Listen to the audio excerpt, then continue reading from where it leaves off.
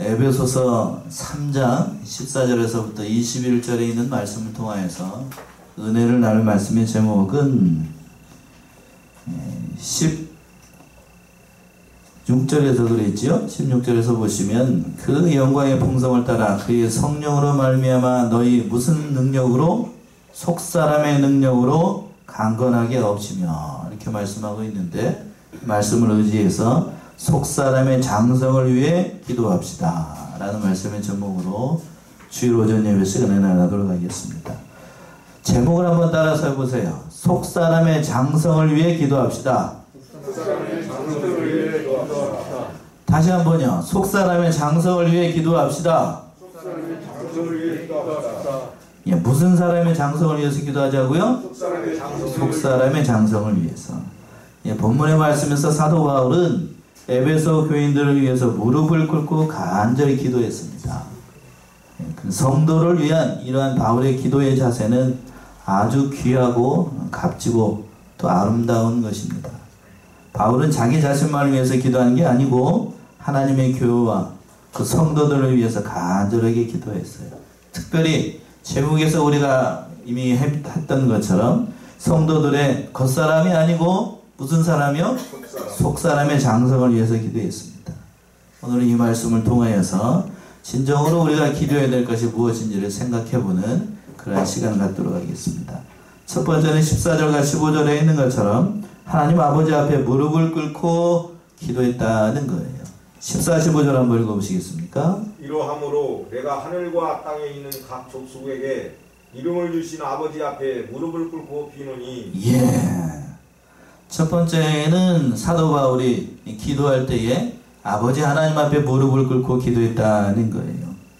14절 시작을 할 때 그랬지요. 이러함으로 내가 하늘과 땅에 있는 모든 족속에게 이름을 주신, 이렇게 시작하고 있습니다. 기도의 대상을 얘기를 하는 거예요. 그러니까 자기가 기도하는 대상이 누구인가를 얘기하는 것인데, 그 하나님이 하늘과 땅에 있는 모든 족속에게 무엇을 주셨다고요? 이름을 주신 분이다 라고 말씀하고 있는 겁니다. 그러니까 여기서 하늘과 땅에 있는 모든 족속이라는 거는 하늘과 땅에 있는 이 세상에 있는 모든 것들을 하나님께서 이름을 주셨다는 얘기예요. 사람뿐만 아니라 그 사이에 있는 모든 것들, 동물과 식물과 보이지 않는 모든 것들, 또 보이는 모든 것들을 다 하나님께서 주관하시고 통치하시는 그런 창조주 하나님 앞에 사도 바울이 기도하고 있는 거예요. 또 하나님께서 이름을 주셨다라고 얘기하고 있는데, 이름을 주셨다는 얘기는 하나님께 가치 있게 창조하셨다. 또 다른 의미로는 하나님께서 그 모든 것을 아시고 사랑하신다라는 의미가 담겨 있는 겁니다. 그래서 이름이라고 하는 것은 보통 그렇습니다. 그 사람의 인격 또는 특질, 본분 등을 가리킬 때에 이름을 불러요. 그러니까 여러분들도 다 이름이 있잖아요. 그래서 이름을 딱 들으면 그 사람이 어떤 사람인지 대강 나옵니다. 그렇죠? 여러분 옆에 있는 사람 한번 딱 보세요. 여러분 그리고 난 다음에 이름을 한번 생각해봐요. 이름 딱 들으면 그 사람이 어떤 사람인지 대강 나오잖아요. 대강 머릿속에 짐작이 되는 것처럼 하나님께서 그렇게 모든 민족들에게 그 이름을 주셨다는 거예요. 그래서 그 인격과 특질과 본복을 주셔가지고 하나님께서 그 땅에서 살아갈 수 있도록 은혜를 주셨다는 얘기입니다.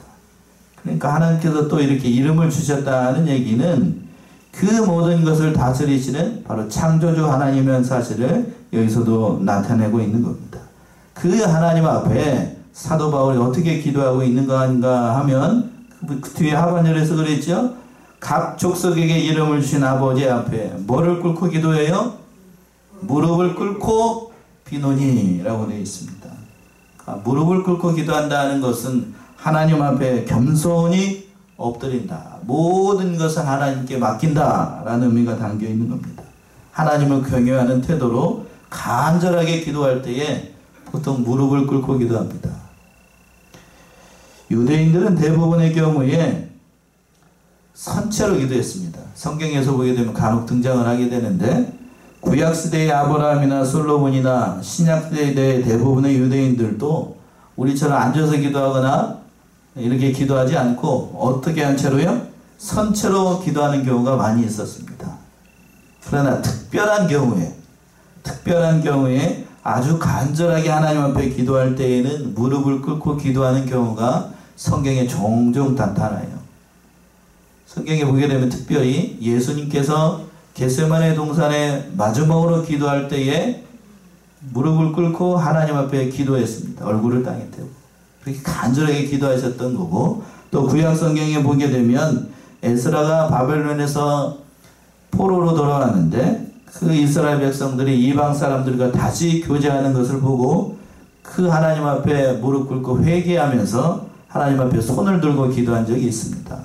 한번 보시겠습니까? 에스라 9장을 한번 가보세요. 에스라 9장 4절에서부터 6절. 에스라 9장 4절에서부터 6절.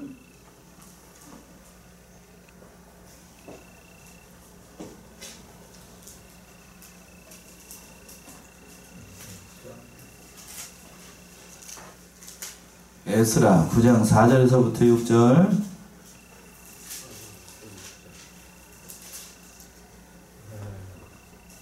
이에 이스라엘 하나님의 말씀을 인하여 떠오는 자가 이 사로잡혔던 자의 주의를 인하여 다 내게로 모여 오더라.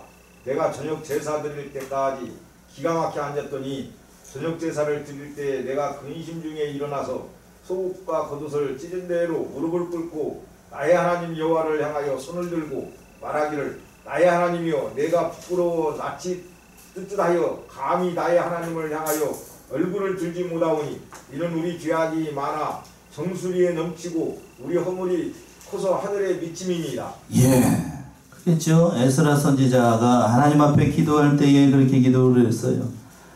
그 5절에서 그랬습니다. 저녁 제사 드릴 때에 내가 근심 중에 일어나서 속옷과 겉옷을 찢은 대로 뭐를 꿇고요? 무릎을 꿇고 나의 하나님 여호와를 향하여 뭐를 들고 또 손을 들고 기도했어요. 그러니까 이렇게 특별한 경우에 하나님 앞에 그 간절한 마음을 상달하도록 하기 위해서 무릎을 꿇고 기도합니다. 여러분 기도할 때 어떻게 보통 기도하시나요? 무릎 꿇고 기도하시나요? 아니면은 뭐 어떻게 기도하셔요? 목사님 저는 별로 기도해 본 적이 없어갖고 그런 적이 없습니다. 그럴까요? 예, 특별한 경우에 하나님 앞에 마음을 상달하도록 하기 위해서 기도했어요. 본문의 말씀에 보게 되면 바로 이 사도 바울이 그 간절한 마음으로 에베소 교회 교인들과 그리고 모든 족속에게 이름을 주신 그 사람들을 생각하면서 무릎을 꿇고 기도했습니다. 그러니까 하나님께서 그 기도에 응답하시고 또 복의 복을 주셔서 모든 일들을 감당할 수 있도록 은혜를 주셨던 거예요. 기도의 자세도 참 중요합니다. 기도의 자세. 어느 목사님이 연세가 많고 건강이 나빠져가지고 심무하는 교회를 사임을 하게 됐습니다. 그래서 이제 마지막 송변을 하는 자리에서 어느 사람이 물어봤대요. 목사님은 이렇게 훌륭한 목회를 어떻게 이렇게 잘 하실 수 있습니까? 라고 물어봤더니 그 목사님이 대답을 하기를 사모님을 가리키면서 내 아내가 하나님 앞에 뭐를 꿇고 기도했기 때문에 항상 무릎을 꿇고 기도했기 때문에 내가 이렇게 목회를 할 수 있었다라고 대답을 했어요. 참 귀하죠?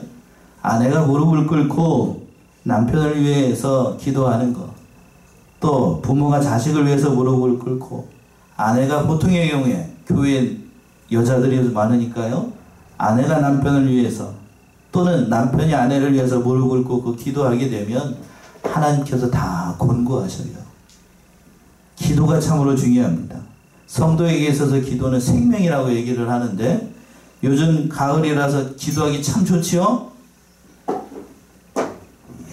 조용해지네요. 기도하기 참 좋은 때인데 살만 찌고 기도는 안 하시는 것 같아. 기도하는 것이 참 중요한데 성도들이 기도하는 것을 등한시하게 되면 믿음이 약해집니다. 믿음이 약해지게 되면 누가 자동적으로 멀어질까요? 하나님이 자동적으로 멀어져요. 하나님이 멀어지게 되면 심령이 깜깜해지게 되고 마음에 어떠한 생각이 들어오게 되냐면 두려운 마음이 생깁니다. 그래서 사단은 어떻게 해서든지 뭘 뺏으려고 하냐면 성도들이 뭐하는 시간을 뺏으려고 해요? 기도하는 시간을 뺏으려고 합니다. 바쁘게 만들고 분주하게 만들어서 기도하는 시간을 뺏으려고 하는 거예요. 그러니까 사단이 제일 무서워하는 건 뒤집어서 생각하면 성도들이 뭐 할 때를 가장 무서워해요? 기도할 때를 가장 무서워합니다. 그러니까 늘 우리는 이 사실을 깨닫고 깨어서 사도 바울처럼 무릎을 꿇지는 못하더라도 항상 기도하는 것을 게을리지 않는 그런 복된 성도들 다 되셔야 되겠습니다. 기도할 때에 두 번째 보게 되면 사도 바울이 속사람의 강건하고 장성하기를 위해서 기도했습니다. 그 말씀이 16절에서부터 19절까지 나오는데 16절 먼저 한번 읽어보시겠습니까? 16절. 그 영광의 풍성을 따라 그의 성령으로 말미암아 너희 속사람을 능력으로 강건하게 하옵시며. 예, 속사람의 강건을 위해서 장성을 위해서 사도 바울이 기도했는데 여기서 보게 되면 19절까지 보게 되면 크게 네 가지를 기도했어요. 첫 번째는 16절에 있는 것처럼 속사람을 능력으로 어떻게 해주시기를 강건하기를 기도했다는 거예요. 너희 속사람을 능력으로 강건하게 해달라. 사람에게는 믿는 사람에게는 보통 겉사람이 있고 또 무슨 사람이 있어요? 겉사람이 있습니다. 겉사람이 있고 속사람이 있어요. 그러니까 속사람은 이 겉사람하고는 대조를 이룹니다. 모든 면에서 대조를 이루게 되는데 우리 교단 같은 경우에는 이 속사람을 뭐라고 표현하냐면 중생한 영혼이라고 표현을 합니다. 그러니까 이 중생한 영혼은 성령과 하나님의 말씀으로 강건해질 수가 있어요. 그러니까 속사람이 강건해야 겉사람이 강건한 게 아니고 속사람이 강건해야 하나님의 일을 잘 감당을 할 수가 있습니다. 겉사람 곧 육체는 질그릇과 같아가지고 언젠가는 다 무너지게 됩니다. 다 깨지게 되어 있어요. 그러나 속사람은 날마다 새로워진다라고 사도 바울이 얘기를 했습니다. 사도 바울은 그러니까 그 겉사람이 아니고 속사람이 강건해지기를 간절하게 기도했습니다. 사도 바울뿐만 아니라 사도 베드로 같은 경우에도 겉사람을 단정할 게 아니고 속사람을 단정하라고 얘기를 했습니다. 베드로전서 3장 한번 가보세요. 베드로전서 3장 3절에서부터 4절. 베드로전서 3장 3절에서부터 4절. 너희 단장은 머리를 꾸미고 금을 차고 아름다운 옷을 입는 외모로 하지 말고 오직 마음에 숨은 사람을 온유하고 안정한 심령에 썩지 아니할 것으로 하라. 이는 하나님 앞에 값진 것이니라. 예.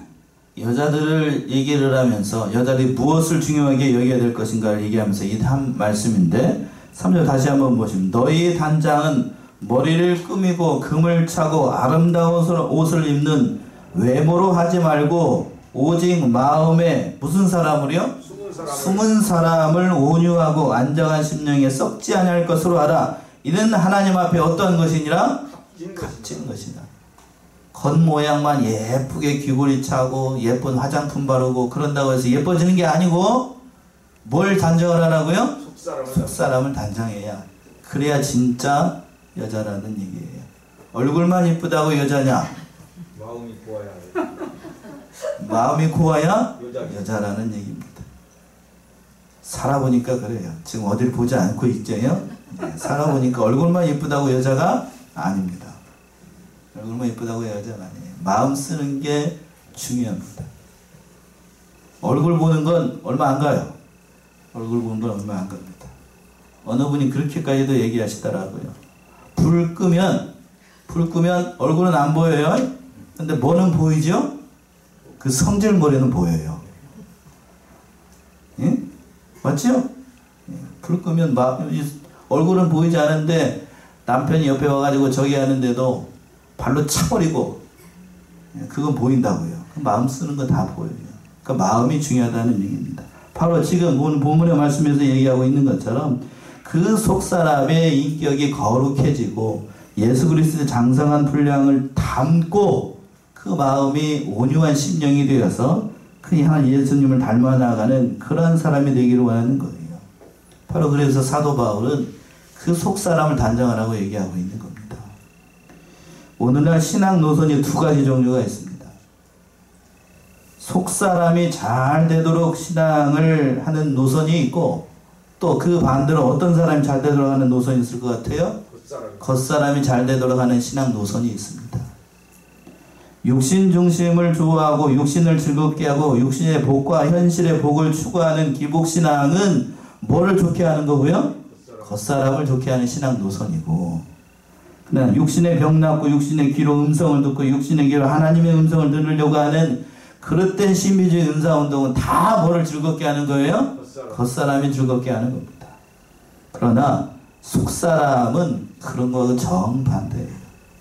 그런 기복신앙이나 눈에 보이는 그런 복을 달라는 게 아니고 눈에 보이지 않는 이 마음, 심령의 복을 가득하기를 사도 바울이 기대했던, 어느 게 진짜일까요? 겉사람인가요? 근데 오늘날 기독교인들 가운데 대부분은 속사람 단정하려는 게 아니고 뭘 단정하려고 해요? 겉사람이야. 다 겉사람. 다 겉사람도 겉사람이 잘 되기를 바라고 겉사람이 흥망하기를 바라는 것이지 속을 단정하는 사람 그렇게 많지 않습니다.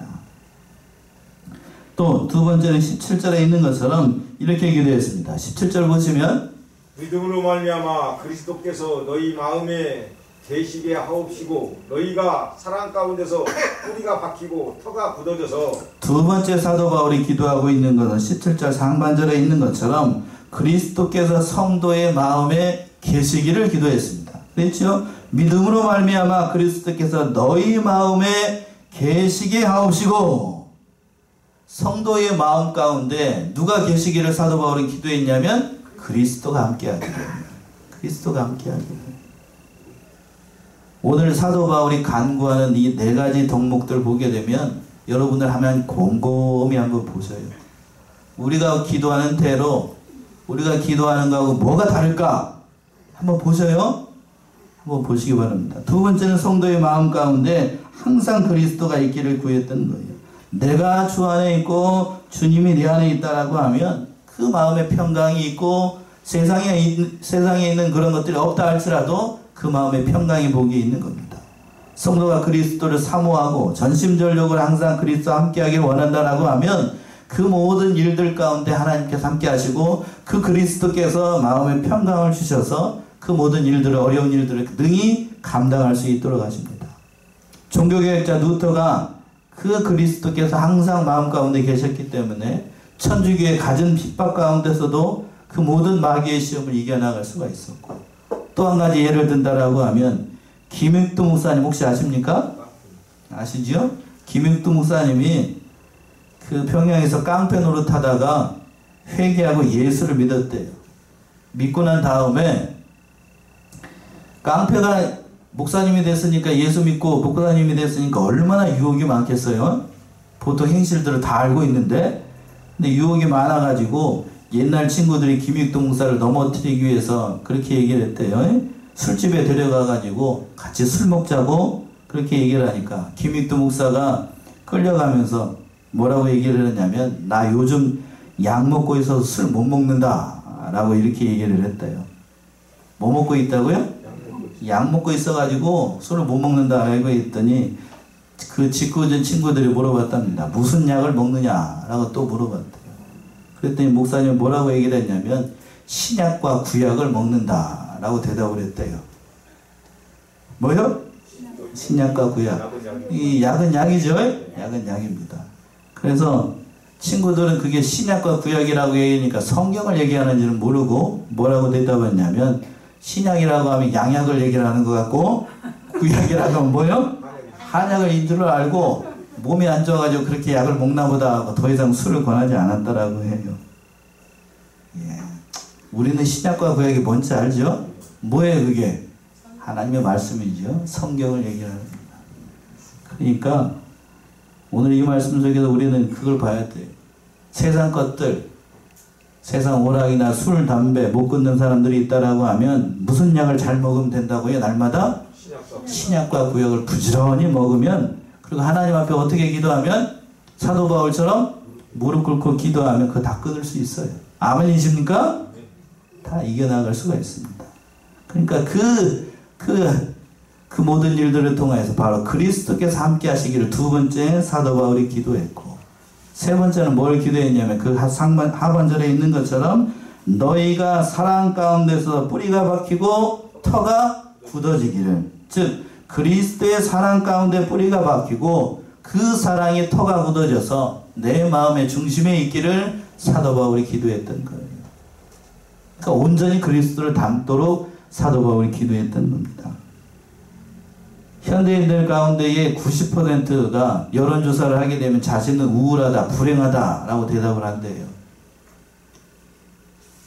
그래서 뭐라고 생각을 하냐면 요즘 젊은이들 가운데 설문조사를 하게 되면 대한민국을 뭐라고 얘기를 하냐면 대한민국 아니고 무슨 조선이라고 얘기합니다. 헬조선이라고 얘기해요. 헬조선. 헬이 뭐죠? 지옥을 얘기를 합니다. 영어로. 대한민국이 이 대한민국이 참 지옥과 같은 곳이라 얘기합니다. 그래서 막상 좋은 나라를 어느 나라를 가고 싶어 해가지고 다 이제 지구를 놓고 지도를 놓고 보게 되면 설령 가려고 하면 좋은 나라가 있을까요? 없을까요? 그렇게 많지 않아요. 그렇게 많지 않습니다. 예. 많지 않아요. 그리고 같이 사는 사람에게도 불만이 많아요. 남편에게, 아내에게 그 모든 곳에서 불만이 많아가지고 여기저기서 불만이 많아가지고 우울증 환자들이 그렇게 많대요. 요즘. 그 마음이 우울하고 우울증 환자가 많은 이유가 뭘까? 그 마음에 누가 함께 하시지 못하기 때문인가요? 그리스도가, 예수님이 그 마음 가운데 함께 하지 못하고 그 사랑의 뿌리를 못 받고 털을 못 박았기 때문에 그 마음에 공허할 뿐입니다. 그러나 예수님이 그 마음 가운데 함께 한다라고 하면 그 모든 일들을 이겨나갈 수가 있다는 얘기죠. 마지막으로 이제 네 번째는 18절과 19절에 있는 것처럼 사도 바울이 이렇게 기도했습니다. 그리스도의 초월한 사랑을 깨닫도록 기도했습니다. 18절 먼저 한번 보시면 18절. 등이 모든 성도와 함께 지식에 넘치는 그리스도의 사랑을 알아. 예. 19절까지요. 그 넓이와 길이와 높이와 깊이가 어떠함을 깨달아 하나님의 모든 충만하신 것으로 너희에게 충만하게 하시기를 구하노라. 예. 네 번째 기도하기를 뭐라에 대해서 기도했냐면 지식을 초월한 그리스도의 사랑을 깨닫기를 기도했습니다. 18절에서 그랬습니다. 등이 모든 성도와 함께 지식에 넘치는 그리스도의 뭐를 깨달아? 사랑을 알라. 그리스도의 사랑을 알라. 지식에 넘치는 그리스도의 사랑을 알라. 이것을 다시 번역하면 이렇게 번역을 할 수 있어요. 인간의 모든 지식을 초월한 그리스도의 사랑을 알 수 있게 해달라 라는 뜻입니다. 그러니까 이거는 그리스도의 사랑이 인간의 지식과는 비교가 된다는 얘기예요. 이건 어떤 의미가 담겨 있냐면 이때 당시에 그 이단이 교회에 침투해가지고 잘못된 사상을 얘기를 하고 있었습니다. 즉 인간의 지성으로 하나님의 사랑, 그리스도의 사랑을 다 알 수 있다라고 생각하는 그 영재주의가 판을 쳤습니다. 인간의 지성을 참으로 중요시했어요. 그러나 하나님의 사랑이나 그리스도의 사랑은 인간의 지식을 어떻게 하는 사랑이냐면 초월하는 사랑이에요. 뛰어넘어요. 감히 그 사랑을 인간의 지식으로 측정을 할 수 있거나 판단할 수 있는 대상이 아니라고 하는 거예요. 인간의 지식을 초월한 그리스도의 사랑 바로 어디서 나타났는가? 어디서 나타났을 것 같아요? 바로 십자가에서 나타났어요. 십자가에서. 인간의 지식으로는 하나님께서 범죄한 인간을 구원하기 위해서 그 하나밖에 없는 독생자를 아끼지 아니하시고 이 땅에 보내셔가지고 그 예수를 믿기만 하면 누구든지 다 구원을 얻는다. 인간의 지식으로 이게 설명이 되나요? 안 되나요? 불가능합니다. 설명이 불가능해요. 신학적으로도 이렇게 얘기를 합니다만 이거를 인간의 지성으로 설명한다라고 하는 건 이거 불가능합니다. 그래서 인간은 그 모든 성도와 함께 지식에 넘치는 인간의 지식을 초월하는 그 그리스도의 사랑을 깨닫게 해달라는 얘기예요. 그 사랑을 깨달아야만 십자가의 그 사랑, 그 십자가의 사랑을 깨달아야만 우리가 알 수 있다는 얘기예요. 그 사랑이 얼마나 깊고 얼마나 크길래요. 그 말씀이 19절에 구체적으로 표현되어 있잖아요. 19절 다시 한번 읽어보시면은요. 19절. 그 넓이와 길이와 높이와 깊이가 어떠함을 깨달아 하나님의 모든 충만하신 것으로 너희에게 충만하게 하시기를 구하노라. 예. 그리스도의 사랑, 인간의 지식을 초월한 그리스도의 사랑을 이렇게 표현을 했던 거예요. 그 넓이와 길이와 높이와 깊이가 어떠함을 깨달아 하나님의 모든 충만하신 것으로 너희에게 충만하기를 구하노라. 우리를 사랑하시는 하나님의 사랑, 그리고 그 십자가에서 모든 일을 이루신 그리스도의 사랑은 감히 그 넓이를 측량할 수 없고 그 길이를 헤아릴 수 없고 그 높이를 가늠할 수 없고 그 깊이를 헤아릴 수가 없습니다. 자, 그리스도의 사랑은 우주보다도 넓고 하늘보다도 높고 바다보다도 깊고 또 악한 원수들까지 다 사랑하시는 그러한 사랑이라고 하는 거예요. 그러니까 말로 다 표현을 할 수 없고 글로 다 이 모든 것을 다 표현을 할 수가 없습니다. 그래서 기독교 교부 중에 한 사람인 제롬은 이렇게 표현을 했습니다. 그리스도의 사랑은 위로는 하늘의 천사까지, 아래는 지옥의 귀신들까지, 그릇된 길로 가는 악한 원수들까지 다 포함하는 사랑이라, 이렇게 정의를 했습니다. 그러나 우리의 사랑은 어떠한가? 우리의 사랑은 그 넓이를, 깊이를, 길이를, 그 높이를 어떠한가? 우리 자신을 한번 생각해 봐야 되죠. 우리의 사랑은 어때요? 너무 좁고 너무 짧고 저속하고 얄팍한 사랑이에요. 얄팍한 사랑. 바로 내 옆에 있는 남편이나 아내도 제대로 사랑하지 못하는 게 우리의 사랑이죠? 아멘이신가요? 우리는 그렇게 사랑하지 못해요. 끝까지 우리는 옆에 있는 사람도 제대로 사랑하지 못하는 게 인간의 한계를 가진 사랑이라고 하는 거예요.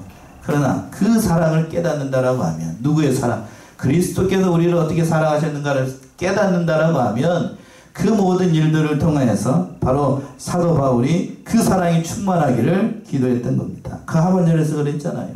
하나님의 모든 충만하신 것으로 너희에게 충만하기를 구하였던 거예요. 참 기도 잘했습니다. 참 기도 잘했어요. 자, 여기까지 사도 바울이 기도했습니다. 네 가지를 기도했어요. 첫 번째는 뭐에 대해서 기도했죠? 16절에서 보시게 되면 뭐에 대해서 기도했어요? 속사람이 능력으로 강건하시기를. 두 번째는 뭐가 함께 하시기를?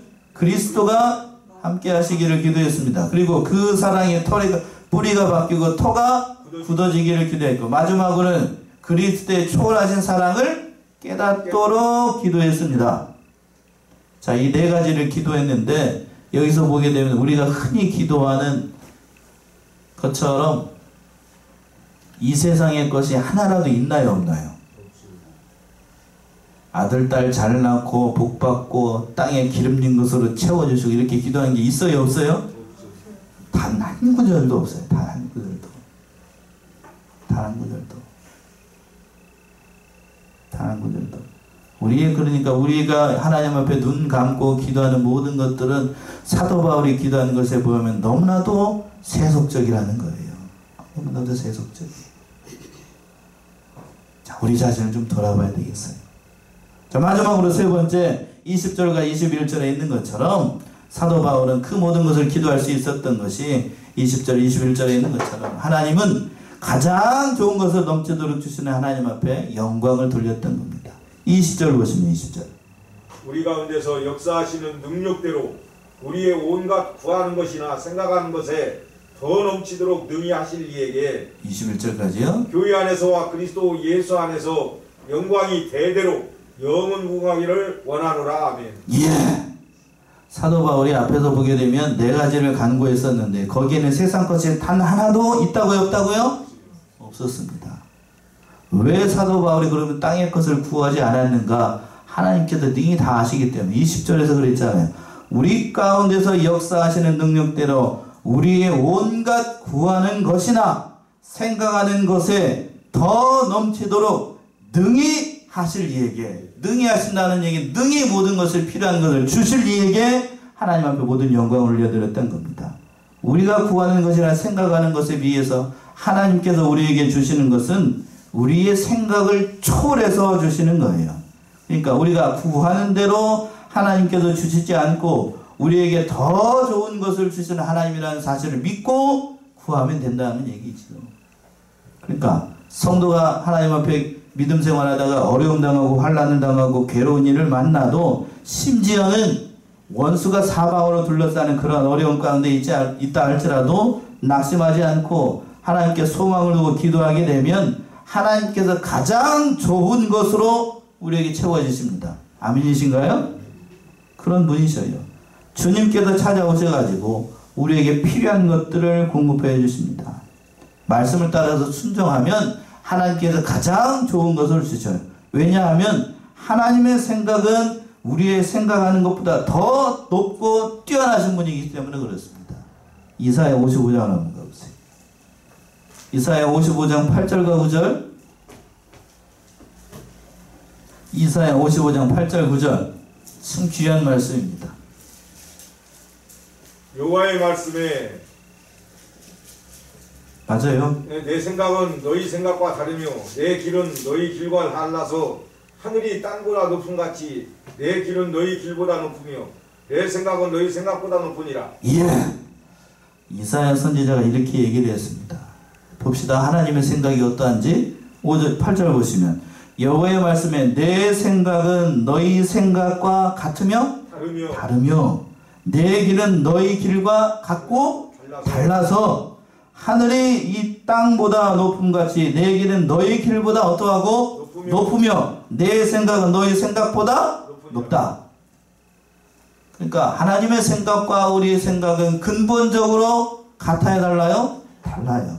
그리고 우리가 생각하는 것보다 훨씬 높게 생각하시는 분이 바로 하나님이라는 겁니다.